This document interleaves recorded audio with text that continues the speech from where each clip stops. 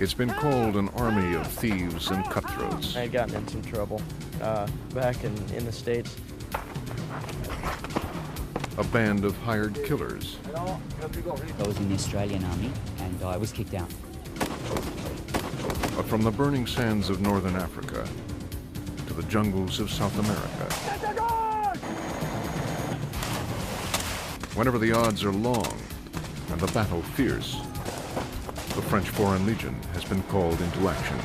I think they are more disposable. They are ready for death.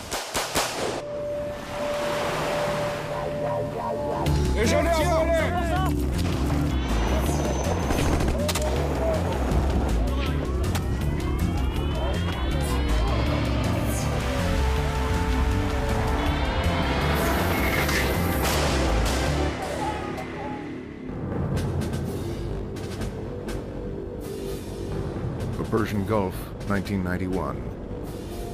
An Allied coalition unleashes Operation Desert Storm.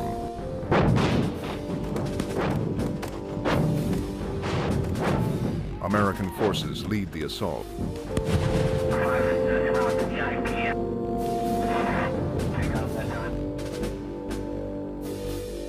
100 hours later, the Iraqis are defeated, and Kuwait is liberated.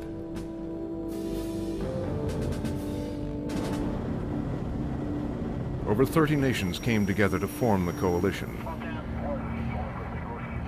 But one band of soldiers stood apart: the French Foreign Legion. A regiment shrouded in secrecy and littered with mystique.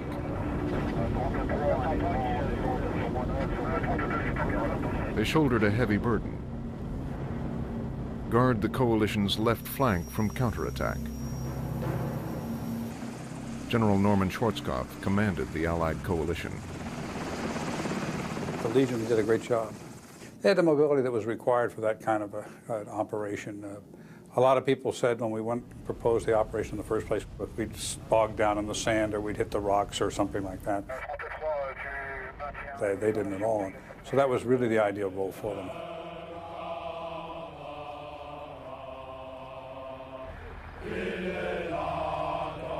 Few know the Legion still exists.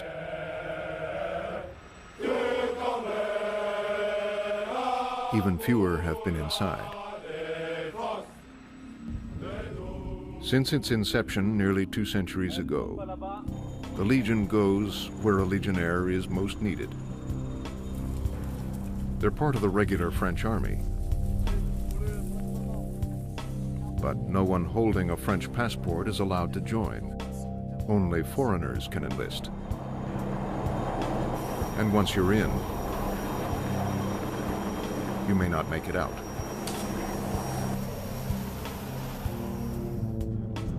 The Legion was created as a way to funnel immigrants and criminals out of France and onto the battlefield. An idea as old as war itself. Mercenaries who'll fight for profit, whatever the cost. In a quiet town in the northeastern United States, Thomas Kadish goes about his daily routine. For 2.5 years, he's worked as an auditor for a local oil company. His weapons today are calculators and computers, but they weren't always. Inside, Thomas hides secret memories of times past and battles fought. From 1980 to 1985, Kadish served in the French Foreign Legion. By the time he joined, he'd already spent 4.5 years in the U.S. Marine Corps. When being one of the few and the proud lost its edge, he went looking for something more adventurous. When I joined the Legion, I didn't know whether or not I'd lived through the 5 years. My goal was to be a mercenary. Life expectancy of a mercenary isn't very high. I figured my life expectancy as a legionnaire would be about the same. Today, more than 8,000 men from over 130 countries serve in the French Foreign Legion. Chinese, British, Australians, Finns, Americans. Colonel Bouquin is the commander of the Legion's elite 2nd Parachute Regiment. There's only one difference between the French Foreign Legion and the rest of the French Army. It is the fact that we accept foreigners. For everything else, it is almost exactly the same. The same rules, the same equipment, the same weapons, the same vehicles, the same structures, same organization. With one exception. While French law allows women to serve in the army, the Legion itself won't let them in. General Bernard Grail is the highest-ranking officer in the French Foreign Legion. For the moment, it is impossible for us to accept women into the Legion, because our training system and our day-to-day life within the Legion just won't allow it. To make this family work and create a cohesive unit from this group of foreigners, we have to place everybody into a big bowl, close the lid, and shake it around. And like they do in other countries, we can't separate the men from the women. Each man is here by his own choice. Formation par groupe successif en avant. Some are on the run. Others seek a challenge. Most crave adventure and hear the calling of the warrior. If you're going to join an army, you don't want to spend all your time in garrison. You don't want to waste your time training and training and training and never getting a chance to use it.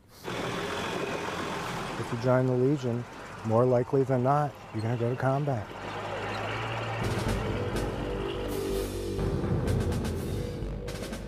This is where their story begins.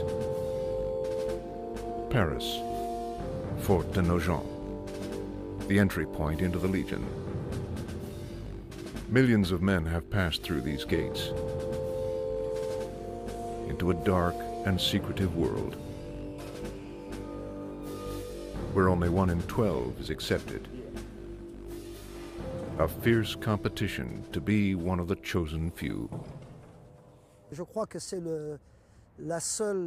It's the only institution of its kind in the world, the only one that gives a man a second chance. Whatever the reason, if the man wants to shed his old skin, leave behind his entire life, he can come to us and start over, be reborn in a way, without a lot of questions about his past. The point is that when everything is all right for you in your life, you don't get the ID to join the French Foreign Legion. Only people who had some kinds of failure in their life get the ID to join the Legion. That's to say that they had a problem. Not everyone comes with baggage, but some do. 28-year-old Randolph Clark was rejected by the U.S. military. He discovered the Legion on the internet. 2 months later, he arrived in Paris. When I was around 18, 19, I had gotten in some trouble back in the States. And kind of sailed around a bit, went to college. I decided that I needed to make something happen. The Legion offers every recruit a fresh start and a new identity if he chooses. What languages? A guy who was speaking in broken English said, wait here, and somebody else came in who spoke English much better and said, why do you want to join the Legion? So I told him why I wanted to join the Legion, and he looked at my passport, and he said, wait here, and about 5 minutes later, he came back with a piece of paper with a different name typed on it, and he said, sign this, your name is now Jeffrey Keith. Under their new name, they sign a 5-year contract that promises a rendezvous with danger. From this moment, a recruit begins a new life, whether he's looking ahead or over his shoulder. If he chooses to shun his past, it won't get through the front gate. Colonel Mishka Yakolev. The idea is that, in effect, we'll sign the contract under fake identity, and that is anonymat. So you got diplomas. We create a disconnect between the you were as a civilian before and who you are now as a legionnaire. So someone who's looking for you, you're not there anymore. You've left this planet. The new recruits get shipped south, down to the outskirts of Marseille, in the town of Aubagne. Here they undergo 3 weeks of rigorous testing. Those who make the cut face a tougher ordeal. 16 weeks of basic training in southwestern France at the garrison of Castelnaudary.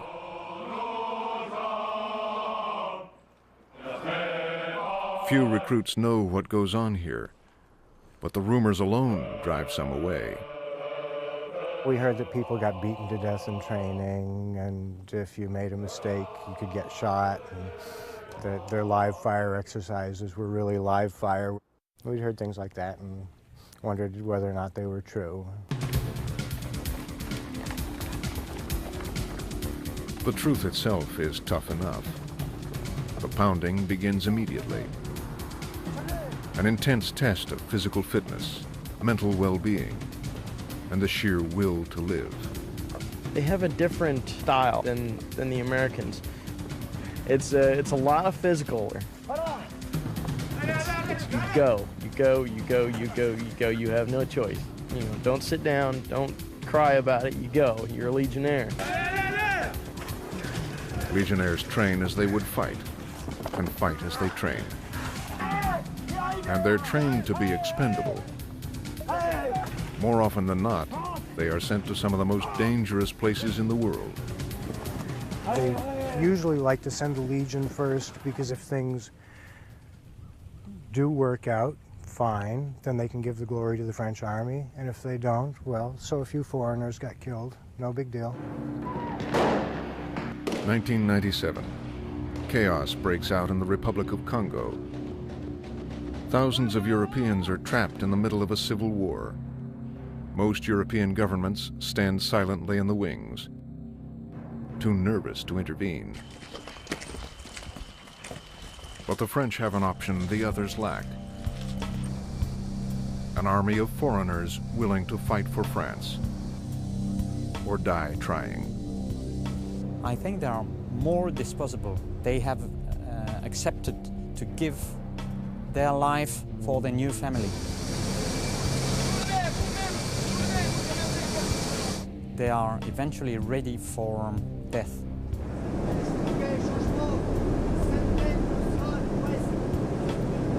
The Legion deploys 600 commandos from the 2nd Paratroop Regiment.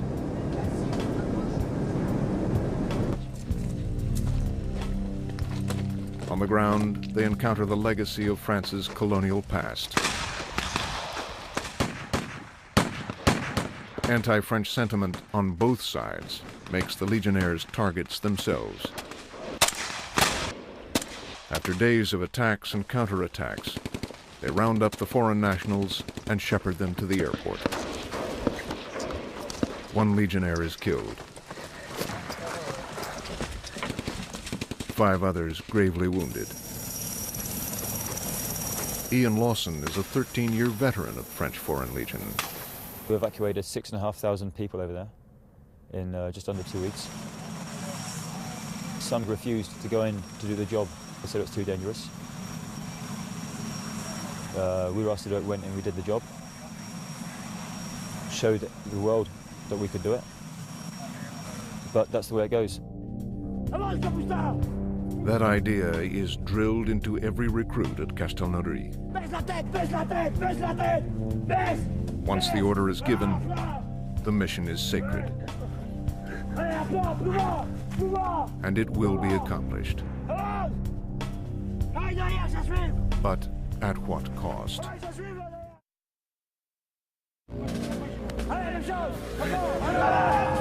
After a few weeks of basic training, recruits break into smaller units and travel to camps outside Castelnaudary.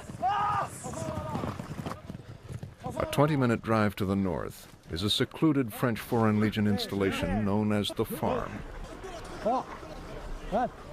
The recruits suffer together as a team. The training methods aren't sophisticated. Exposure to cold, not enough food, not enough sleep. Being an American, I was used to eating a normal breakfast. Breakfast in the Legion is a small piece of bread and a cup of coffee. And you don't get to eat anything until about 9 or 10 o'clock in the morning. You're always running a food deficit, so you're starving to death constantly, constantly cold. When the Legion was created in the early 1800s, it quickly gained a reputation as a band of gritty loners and rebels, molded together into a single warrior unit. They fought around the world, from Mexico to Morocco. Along the way, they developed a fierce pride and a set of grim traditions.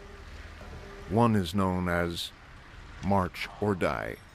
When the Legion was in the desert, they would march places together, and if you lagged behind, there were always rebels hiding, watching your every movement, waiting to kill that lone, weak person. So if you didn't march, you died. Soon enough, some are desperate to stop. A handful desert every year. Those caught may suffer beatings and imprisonment.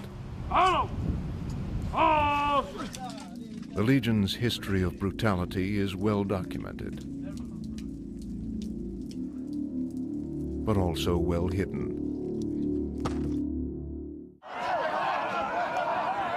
It's about teamwork, an esprit de corps, to create the kind of soldiers who'll stick together in the face of anything. The Legion has a motto, Legio Patria Nostra.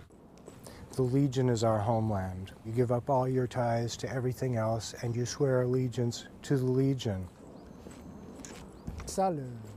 The force of the Legion is that we are all here, united for the same cause.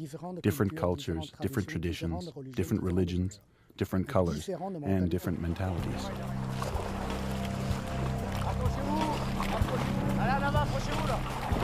Instead of fragmenting the unit, their diversity forges a bond that keeps them together.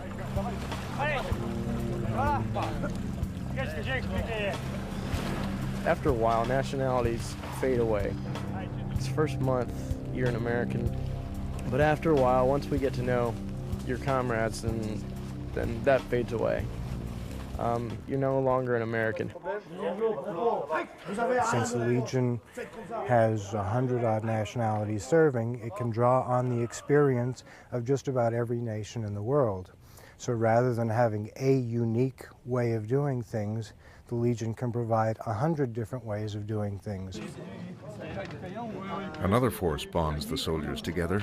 Rangers. Language. Qu'est-ce que c'est? Une Rangers. French is the only language every recruit speaks. Engagé volontaire, aide-moi à vous avoir mon lieutenant. Verrez. Many arrive not knowing a single word. He simply showed up at the door, wanting to be a Legionnaire. He's Mongolian, and of course they have a totally different alphabet and culture. C'est une Rangers. Répétez. C'est une Rangers. We took him in just like the others, but of course, it's hard, because we've never had a Mongolian, and our two languages are so different. When you first join the Foreign Legion, it's a jungle. You've got a very, very bad level of French. Guys have got 2 months of service in the army or in the Foreign Legion. It's normal they're not going to speak the language. Qu'est-ce que c'est? The Legion makes sure you learn, Qu'est-ce que c'est? one way or another. You learn faster, you get your head kicked in. It starts off, and they're really reasonably lenient if you don't understand things. They take into account that you've only been there a short period of time, but the longer you're there, the more they expect you to know. And if you don't get with the program fast, it can get quite painful. After a few weeks, a new devotion sets in. A devotion to the Legion itself, above all else. 1962. After a bloody decade of war, France reluctantly grants independence to Algeria, long a French territory and a Legion battlefield. Forced to leave thousands of Legionnaire graves behind them, the Legion felt betrayed and set in motion a coup d'etat. Their plan? To assassinate French President Charles de Gaulle. A Legionnaire sniper was chosen and sent to Paris. Ultimately, the plot failed. Some speculate that it was foiled when de Gaulle's route was changed at the last minute. But the Legion suffered irreparable damage. The French government acted to ensure such an insurrection could never be repeated. The elite 1st Parachute Regiment was disbanded, and another created in its place. It was moved offshore, far from the seat of government, but well within the sights of the French army. They realized that the Legion itself, as an independent army, could be very dangerous to the French government. So what they did was they brought it under the auspices of the French army itself, whereas prior to that, the Legion was totally independent. Today's recruits enter a Legion far different than that of a half-century ago. It's very important to keep the Legionnaires training all the time, to keep them busy, because we're used to say that a Legionnaire who is not working is a Legionnaire able to do mistakes.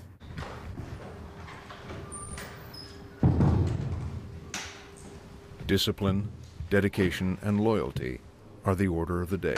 L'ingénieur Schneider, à votre mon colonel. C'est la Légion étrangère. Orders flow from French officer to foreign Legionnaire, without question. Tu as des bons résultats? Oui, mon colonel. Dans l'armée allemande, mon colonel. In one way, it is easier to control in the French Foreign Legion for the chief, because you know that you give an order and you will be obeyed.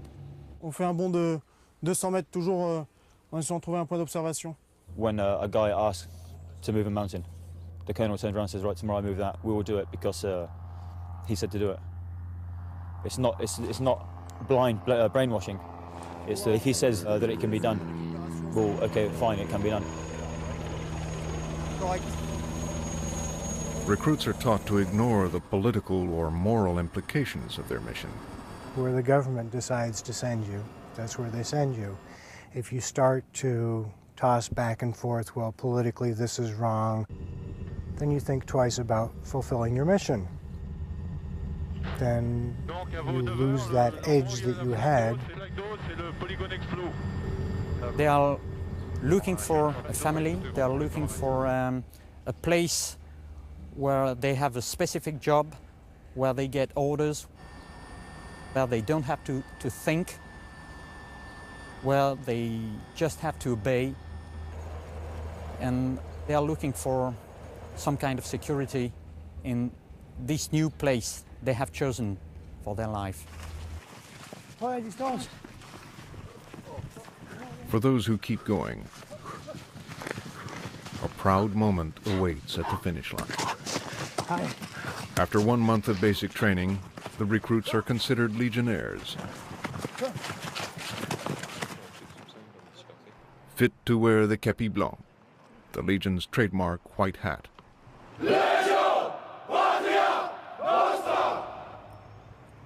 It's a proud feeling when you put on the white hat, and it's an exclusive club, very exclusive club. Very few people wear them.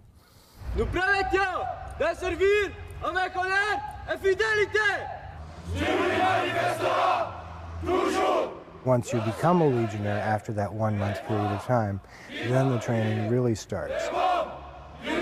Then they can get tough because you've shown you can make it through that first bit of training and the basic indoctrination. Beyond that, then they have to teach you everything that's involved in being a Legionnaire from day to day. It's all in preparation for what lies ahead as they move into the real world with real battles in some of the most unforgiving conditions on Earth.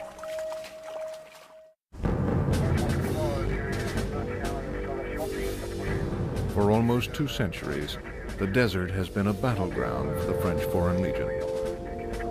Chad, Tunisia, Morocco, the great garrisons of the African dunes. Once Legionnaires pass their 4 months of basic training, they may wind up here, Djibouti, one of the hottest countries on Earth. The thing about Djibouti is it's so far away from what we consider to be the conventional world. You're away from the eyes of anybody. Anything can happen. You follow orders, because if you don't, you can disappear. Perched on the Horn of Africa, this former French territory is a mere fraction the size of France, with 1/100th the population. But it's where the action is. Captain Philippe Delapelle commands a Legion unit isolated in the desert. It is a very good place for us because it is close from Somalia, Ethiopia, Eritrea, so places which are quite dangerous.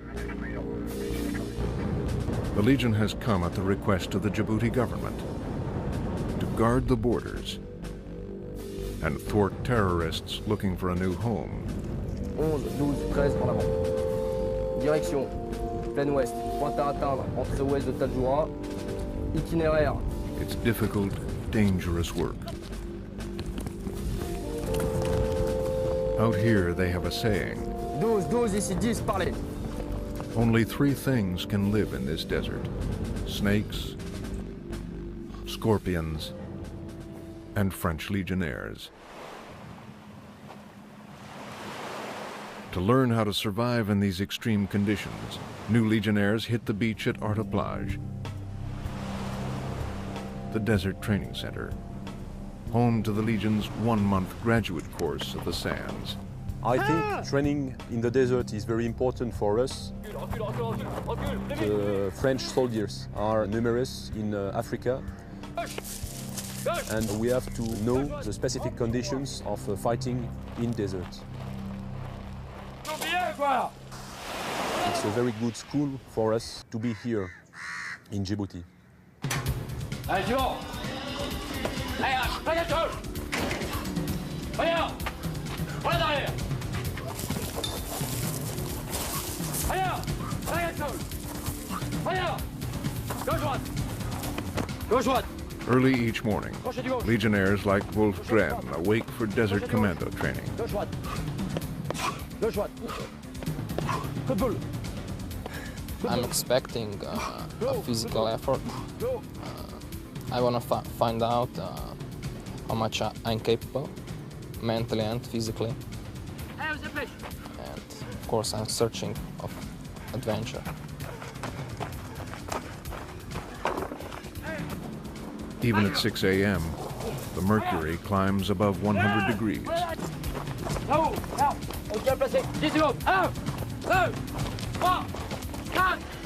Reared on the ski slopes of Slovenia, he's never tackled conditions like this before.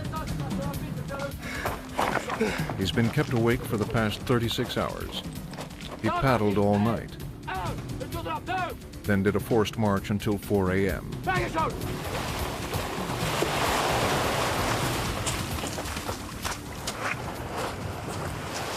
It's difficult to prepare for a challenge like this.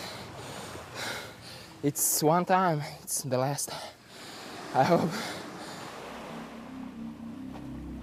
Legionnaires pride themselves on their camaraderie, but they also learn to function as an army of one. Like all elite units, they master hand-to-hand combat, using whatever's available. The subtleties of the knife and the garrote. We're not special force. I think that is where we have an advantage. It's not exactly training, specifically knowing how to do things. The Legion has something else, a certain capability to withstand hardship and duress. The Legion is self-sufficient anywhere. The American military, when they go in, if they don't have it with them, they're at a loss. We're so used to dealing with, making do with nothing, that we take what we need, water and ammo.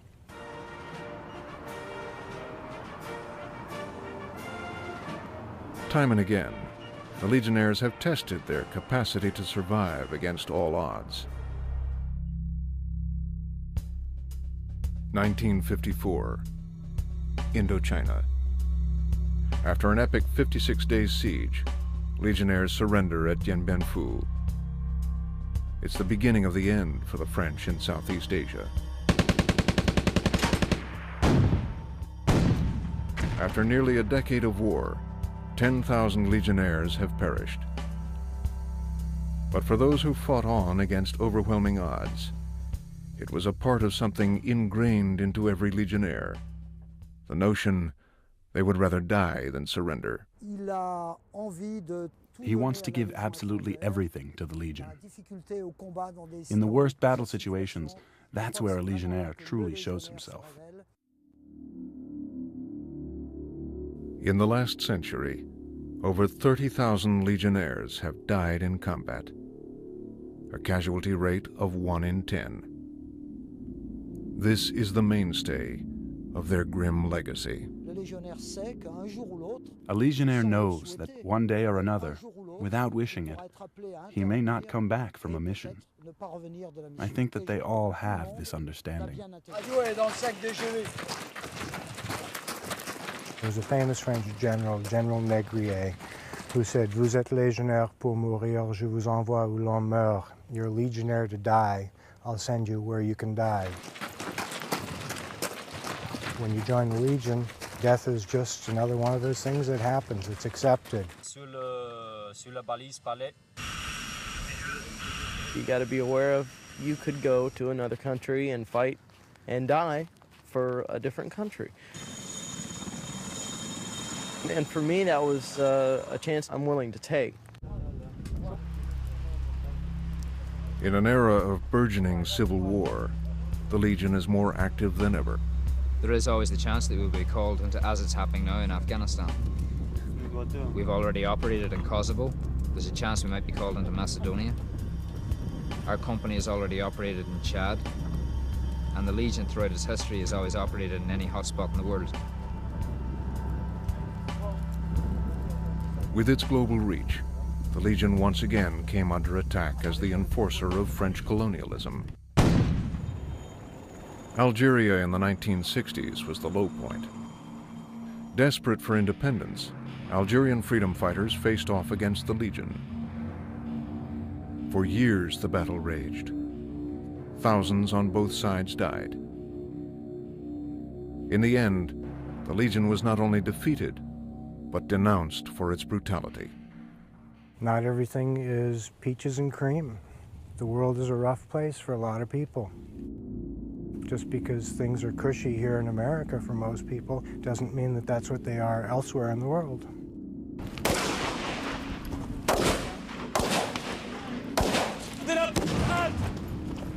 When you have a jungle out there, sometimes somebody's got to go in and keep things in order. And it's not always easy to keep things in order. Sometimes certain measures have to be taken. The Legion continues to play a major role in supporting French interests around the world. The Legion is always doing something, somewhere. Right now, there are probably half a dozen operations going on in the world involving Legionnaires that you'll probably never hear about. Places like South America,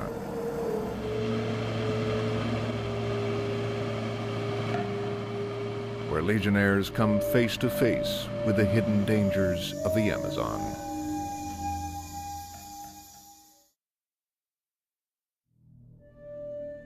Dawn in French Guiana.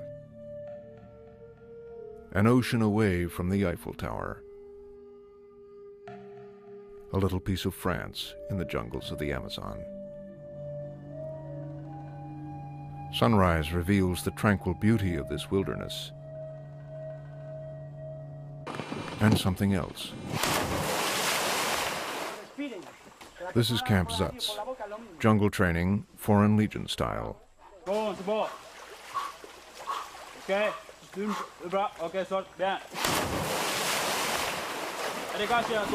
Armies from around the world come here to train. Only the Legionnaires keep coming back. Fergal Keating is a jungle warfare specialist, nearing the end of his second 5-year contract. He's come here to pass on all he knows about survival and combat under extreme conditions. How hard is it here in the jungle at the center? It will depend on the attitude of the student, if he's strong-minded. The jungle is where the strong become weak and the weak become strong. It's a very good test of character builder. As in real combat, there's no safety net here. Accidents are just another part of Legionnaire life. If you train hard, there are a few casualties. It's a real risk. And if you die, well, that's one of those unfortunate aspects of training.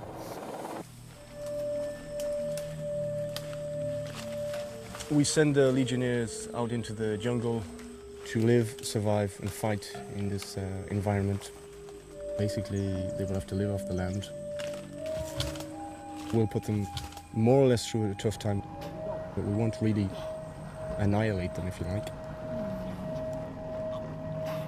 The jungle itself will take care of that.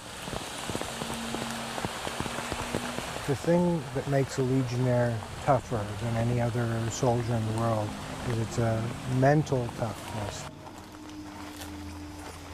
You have to be able to deal with harsh situations, crude surroundings, everything being tough, and you have to have the attitude that you're going to be tougher. Malaria, dengue fever, yellow fever, just a few of the natural hazards. Major Marco Berti is a Legion doctor assigned to the regiment in French Guiana. The Amazonian jungle is a place where there are sicknesses and diseases that aren't even in medical journals. They're so rare that we don't even have names for them. They haven't been documented because man doesn't often go that deeply into this jungle. There is also the danger of snake, scorpion, and spider bites. But here, Legionnaires like Bernard Raubenheimer learn to be at home. The British and the Americans started doing this sort of jungle penetration during the Second World War. I think we're one of the last military units that keeps up this trade of being able to send a platoon into the jungle completely autonomously for 2, 3, 4 weeks. Kitted out as we are at the moment, we could survive. We've got enough food and ammunition for perhaps 48 hours in the jungle.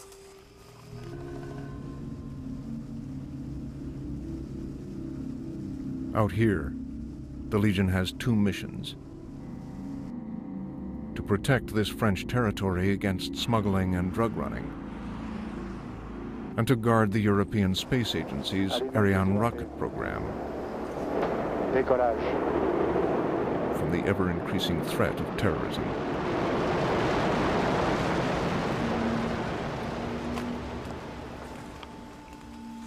Our company in particular has the ability to go pretty well anywhere in the jungle, so the regiment has a serious role in guarding the site and just keeping a military presence. As recent events have shown us, terrorists could attack anywhere. The jungle has a way of holding on to people. As the officers like to say, the Legionnaire may leave Guyana, but Guyana will never leave the Legionnaire.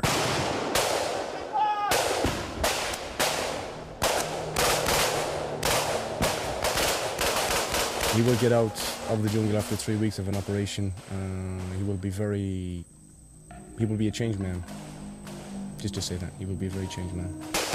Protect the guard! Protect the first!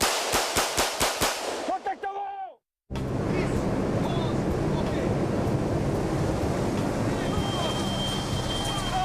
If there's an elite unit of the French Foreign Legion, it's the paratroopers who make up the Airborne's 2nd Regiment.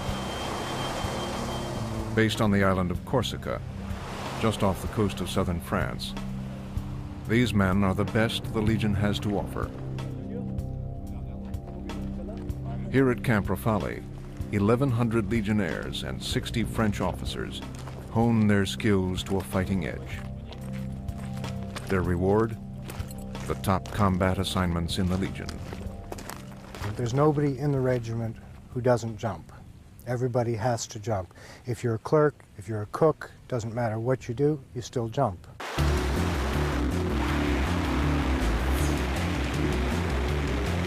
They jump in all kinds of conditions and terrain, even in full gear, at night, far out to sea. Paddy Malone has been at it with the Legion for the past 18 years. Not an easy life. It's not, it's not a pushover thing. Said no, we're soldiers, professional soldiers, trained to do a professional job. The action begins at 15,000 feet, and the training ensures they'll be ready when the real battles come. With hundreds of jumps to their credit, they're the masters of free fall. I would compare us to any other parachute regiment in the world. We can keep up with them, no problem. Rapid insertion is the backbone of special operations, like those conducted in the world's war on terror.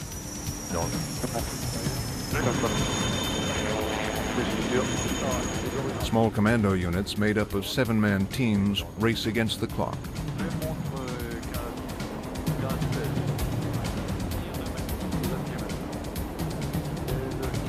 From insertion to extraction, they have only 11 minutes to complete their mission. The key is to be swift,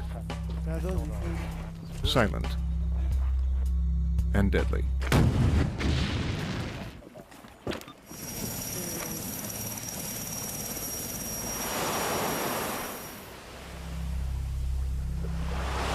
One of our strongest points is we can go in any situation and we always come out, always come out on top. We can adapt to any situation, anything.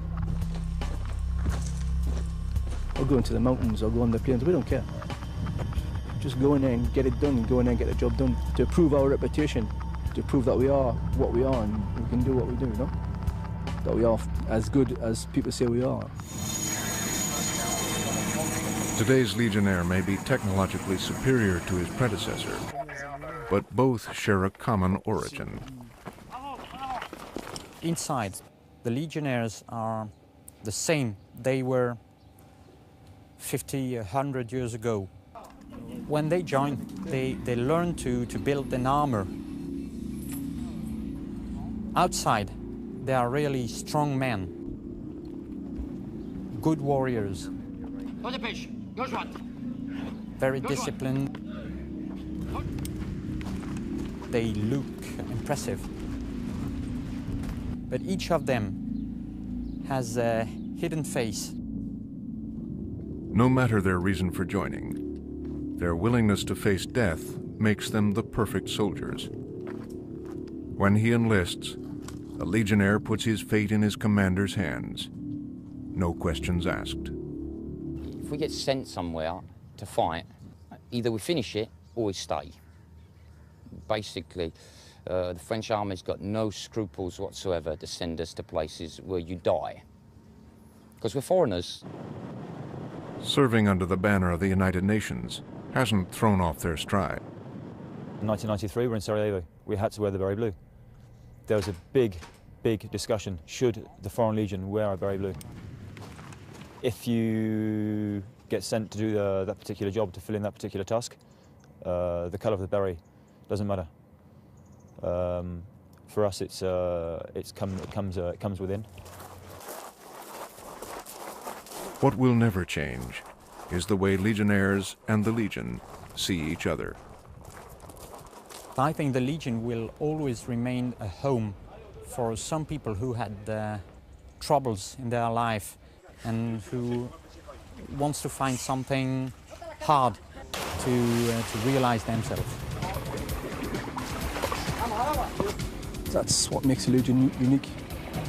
When you've got a bunch of guys that have been lived together for 5 years, they get to know each other, you know? They know when not to push and when to push. When to give a guy a smack on the head, like, you know, and not to do it. And the guys have their ups and downs, you know? It's like a family, you know? After 5 years, a Legionnaire's service ends.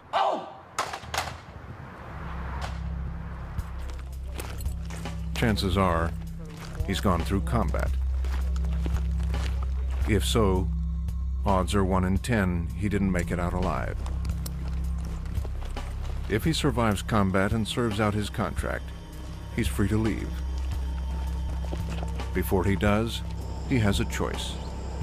Take back his old identity, or keep his Legionnaire name with a new French passport. Thomas Kadish decided to go back to his old self. With his identity restored, he returned home and eventually married. But his years of service in the Legion took their toll. Where you served for 5 years under a different name, suddenly you become, once again, the person you were before you began. Can you go back to your life? Can you go back to who you were when you joined? You're still the same person, but you're not. For those who choose to stay, the Legion can become a home they never leave. And after a lifetime of adventure, they retire to Domaine d'Anjou, a chateau in southern France, where the Legion looks after its own. They owe their allegiance not to a king, not to a constitution, it's to the organization. Hey! They are probably the ultimate builders, the penultimate builders of this thing called unit cohesion. At the end of Operation Desert Storm, the Legion awarded U.S. General Norman Schwarzkopf one of its highest honors. When they made me a member of the Legion, they gave me a card with a telephone number on it. Said, if you are anywhere in the world and you get in trouble, call this number and we will come to your aid. 100%! Consommation 100%! Revered by many, condemned by others, the French Foreign Legion is unlike any other fighting force in the world.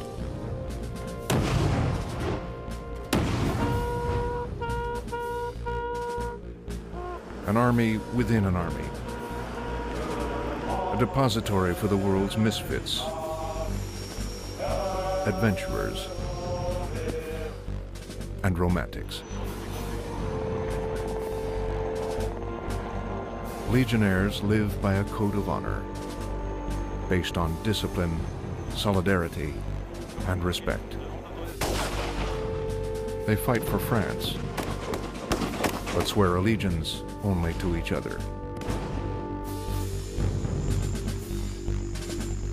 They're holdovers from a simpler time. Warriors first, countrymen last, fighting together until the bitter end.